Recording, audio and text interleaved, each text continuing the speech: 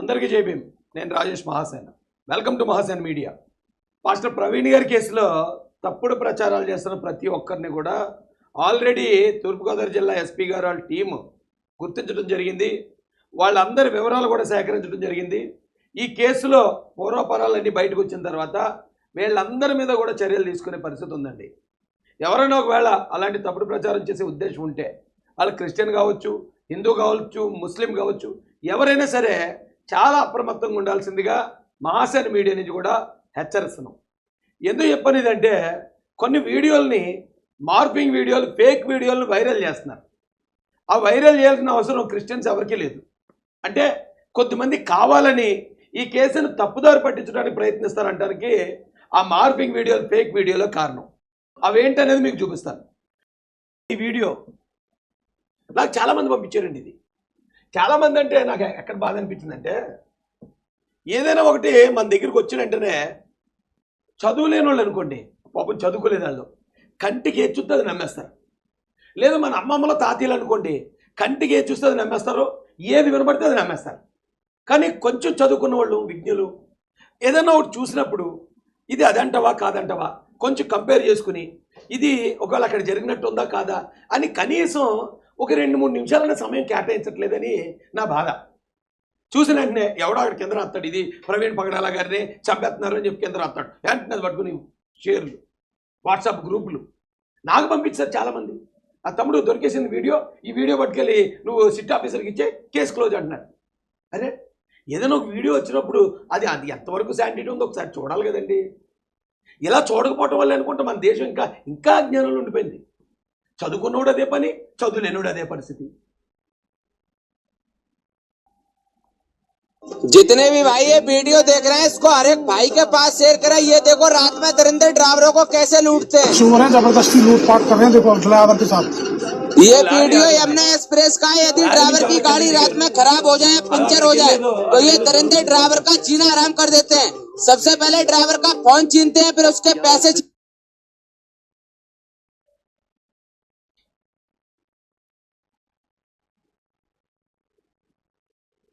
ఈ వీడియో నేను చూపించిన కానీ మీ అందరూ చూస్తే ఉంటారు ఆల్రెడీ. ఇది అందరూ ఏమన్నారంటే ప్రవీణ్ పగడాల గారిని చంపిన వీడియో దొరికేసింది. ఆ రోజు రాత్రి ఎవరో లారీలోని దూకి ఇక ఇక్కడున్న ఈ వాల్ ఏదైతే ఉందో రైలింగ్, ఆ ఇనప రైలింగ్ దాటి ఇది ఇక్కడి నుంచి అదిగో కొడుతున్నాడు, ఇంకేటి దొరికేసింది అంటున్నారు. అది కొంచెం ఆలోచించాలి మనం. ఏదన్నా ఆలోచించకుండా వైరల్ చేయకూడదు. వాస్తవం ఏంటండి, మీరు ఇక్కడ ఇదే వీడియోలో గమనించండి. ఇక రోడ్డు పక్కన ఐరన్ రైలింగ్ ఉంది కదా, ఈ రాడ్ ఉంది, ఐరన్ రైలింగ్ క్లియర్గా కనపడుతుంది మనకి ఇక్కడ. ఇది ఎక్కడదో, ఎందుకంటే వాస్తవంలో అసలు ఆ ఇన్సిడెంట్ జరిగిన ప్లేస్లో ఆ రైలింగ్ లేదు. ఇది చూడండి, ఇన్సిడెంట్ జరిగిన ప్లేస్ ఇది. నేషనల్ హైవే, కొవ్వూరు నుంచి వచ్చిన హైవే అనమాట. కరెక్ట్గా నయారా బంక్ ఆపోజిట్ ఫాస్ట్ గా చూడండి. ఇక్కడ ఎక్కడన్నా మనకి రైలింగ్ కనపడుతున్నది, ఆ స్టీల్ రైలింగ్. ఇన్ కేసు ఆ స్టీల్ రైలింగ్ ఉంటే బండి అసలు కిందకి వెళ్ళిపోద్దా? ఆ రైలింగ్ అక్కడ ఆగిపోతుంది కదా, మినిమం కదండి. ఎందుకంటే ఈ వీడియో ఒరిజినల్ అయినటువంటి ఛాయలు కూడా అక్కడ ఆ ఐరన్ రైలింగ్ ఉందో లేదో అందరం చూసాం కదా. ఎవడు ఏది పెడితే అది ఎలా నమ్మేస్తారండి? పైగా ఈ వీడియో ఒకవేళ ఎక్కడో కొట్టి అక్కడ కొట్టిన ప్రవీణ్ గారిని తెచ్చి ఇక్కడ పడచేశారు, ఆ కొట్టేటప్పుడు వీడియో ఏమో అది అనే అనుమానం కూడా కొద్దిమందికి వస్తుంది. దానికి కూడా ఆధారం చూపిస్తాను రండి.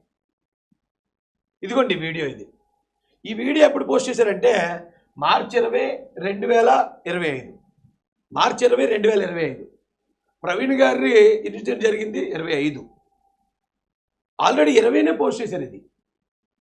అంటే 20కి ప్రవీణ్ గారు హైదరాబాద్లో ఏదో క్రిస్టియన్ మీటింగ్లో ఉండుంటాడు ఆయన. ఆ టైంలో తయారైన వీడియో ఇది. ఇది ఎక్కడదో చూడండి, అదే వీడియో. పైగా మాట్లాడేది హిందీలో మాట్లాడుతున్నారు. ये वीडियो यमुना एक्सप्रेस का है। यदि ड्राइवर की गाड़ी रात में खराब हो जाए, पंचर हो जाए, तो ये दरिंदे ड्राइवर का जीना आराम कर देते हैं। सबसे पहले ड्राइवर का फोन छीनते हैं, फिर उसके पैसे छीनते हैं, गाड़ी का डीजल चोरी करते हैं। और ऐसा नहीं है कि ये दरिंदे रहते हैं। इस रोड पे 100 नंबर भी घूमती है, मगर 100 नंबर अपने ठिकाने से एक जगह खड़ी रहती है। ड्राइवर चाहे रात में मरे या जिए, ड्राइवर అర్థమైందండి. ఈ వీడియో మార్చి 20వ తారీఖు 2025న యూట్యూబ్లో అప్లోడ్ చేయబడింది. అంటే అంతకు ముందు జరిగిన ఇన్సిడెంట్ అయి ఉండొచ్చు, లేదా 20న అప్పుడే జరిగిన ఇన్సిడెంట్ అయి ఉంటుంది. అంతే తప్ప 25న జరిగిన ప్రవీణ్ పగడాల్ గారి ఇన్సిడెంట్కి ఆ వీడియోకి ఏ విధమైన సంబంధం లేదు. దయచేసి ఇలాంటి తప్పుడు వీడియోలు వైరల్ చేయకండి. ఎందుకంటే కొద్దిమంది దీన్ని ఎలాగైనా మర్డర్ని నమ్మించాలి అనే ఉద్దేశంతో ఇలాంటి తప్పుడు వీడియోలు వైరల్ చేస్తున్నారు. కావాలని క్రియేట్ చేయాలని ప్రయత్నించాల్సిన అవసరం మనకేంటి? ఎంక్వైరీ జరుగుతుంది కదా. క్రిస్టియన్స్ అంటే అందరూ నిజాయితీగా ఉంటారు కదా. దేవుడు మనల్ని ఎలాంటి పరిస్థితుల్లో సత్యమే పలకమన్నాడు కదా. అలాంటప్పుడు ఇది క్రిస్టియన్స్ అయితే చేయరు కదా ఇలాంటి పని. అంటే మన మధ్యలో బ్లాక్ షిప్స్ ఉన్నాయి.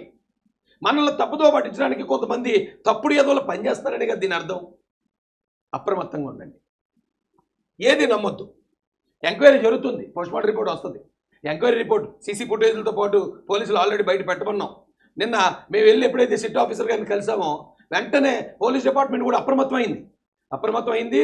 అలాగే వెంటనే ఎస్పీ గారి ఆఫీస్ నుంచి కూడా ఒక ప్రకటన వచ్చింది, మేము ఇవన్నిటి మీద కూడా కూలంకషంగా జరుగుతుంది, ఏ రోజుకి ఆ రోజు అప్డేట్ ఇస్తామని చెప్పి. కాబట్టి ఎవరు కంగారు పడొద్దండి. గవర్నమెంట్ నుంచి ఏమొస్తుందో చూద్దాం. చాలామంది చాలా అనుమానాలు వ్యక్తం చేస్తున్నారు. పోస్ట్మార్టం రిపోర్ట్లో ఏదో తేడా జరుగుతుంది, పోస్ట్మార్టం రిపోర్ట్లో ఆల్రెడీ మ్యానిపులేటింగ్ జరిగిపోయిందని చెప్పి కొంతమంది వీడియోలు పెట్టడం చూశాను. ఒకవేళ మీకు నిజంగా అనుమానం ఉంటే మీరు వచ్చి ఇక్కడ ఆ పోలీస్ అధికారుల దృష్టికి తీసుకెళ్ళండి. లేదా నేను ఇంకోటి చెప్తాను, ఆ పోస్ట్మార్టం ఎలా జరిగింది? ముందు రోజు పోస్ట్మార్టం జరిగితే ఫ్యామిలీ మెంబర్స్ వచ్చేసారనుకోండి, ముందు రోజే జరిగిపోయింది పోస్ట్మార్టం జరగకపోవడానికి కారణం ఫ్యామిలీ మెంబర్స్ రాలేదు. ఒకవేళ ఫ్యామిలీ మెంబర్స్ వచ్చుంటే ఒక డాక్టర్ పోస్ట్మార్టం చేసేది. కానీ ఈలోపు మరుసటి రోజు పోస్ట్మార్టం వాయిదా పడడం, ఈలోపు గవర్నమెంట్ దృష్టికి మనం తీసుకెళ్ళడం, గవర్నమెంట్ ఇమీడియట్ స్పందించడం, చంద్రబాబు నాయుడు గారి మాట్లాడటం వల్ల టీమ్ ఆఫ్ డాక్టర్స్ పోస్ట్మార్టం చేశారు ఎగ్జిక్యూటివ్ మ్యాజిస్ట్రేట్ సమక్షంలో.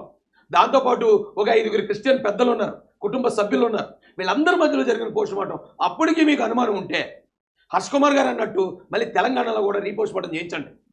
రీపోస్ట్మార్టం చేయించి వాస్తవాలు బయటికి తండి. మీరు ఏ ఎక్స్టెంట్గానే వెళ్ళండి, వాస్తవాలు బయటికి తండి. దానికి సంబంధించి ప్రభుత్వం తరపున మా తరపున మేము ఏ సహకారం అందించడానికి కానీ సిద్ధంగా ఉన్నాం. ఎందుకంటే చనిపోయింది మా స్నేహితుడు కాబట్టి ఆయనకి న్యాయం జరగాలని కోరుకుంటున్నాం. మేము తప్పుదారి పట్టించే ఉద్దేశం ఎవరికీ లేదు. ఇది అర్థం చేసుకోవాల్సిందిగా రిక్వెస్ట్ చేస్తున్నాను. ఇంకోటి ఏవో వీడియోలు వైరల్ చేస్తున్నారండి. వీడెవడో కానీ వాడిని చంపింది మేమే వాడిని వదలం అంటూ ఎవడో పనికి మాలినోడు వాడి దగ్గర మైక్ పెట్టాడు. ఈ పనికి మాలినోడు ఎస్ మేమే చంపాం, ఇలాంటి వాళ్ళు ఎంతోమందిని చంపుతాం అని అంటే సడన్గా హైప్ తెచ్చుకోవడం కోసం చేసే చీప్ టెక్నిక్స్ ఇవి. ఇలాంటి వాళ్ళు కూడా జైలుకి వెళ్తారు. ఈ కేసు కొలుక్కి వచ్చేసిన తర్వాత ఇలా ఎవడైతే మత విద్వేషాలు రేపడానికి ప్రయత్నించాడో వీళ్ళందరి గురించి అప్పుడు కంప్లైంట్ ఇద్దాం.